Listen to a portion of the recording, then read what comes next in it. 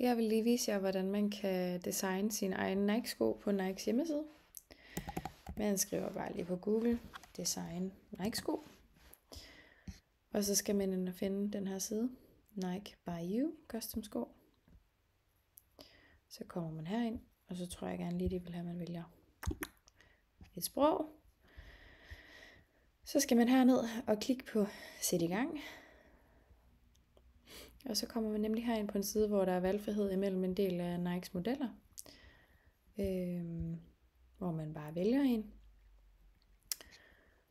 Så skal man lige hernede og finde den her Customize knap. For så bliver man nemlig sendt herind på deres designplatform. Og der kan man enten rulle hernede på pilene, så får man de forskellige dele af skoen frem. Man kan også bare klikke på den del af skoen, man gerne vil ændre farve på, for eksempel. Så tænker jeg lige, at man måske kan have lidt sjov med. Og ja, man kan også vælge mellem læder og suede hernede. Ja, men det er noget med bare at prøve sig lidt frem. Måske synes man forhåbentlig, det er lidt sjovt. Og så når man er færdig, så klikker man jo done. Så kan man se sin færdige sko her. Som man jo så faktisk også kan købe, hvis man har råd til det.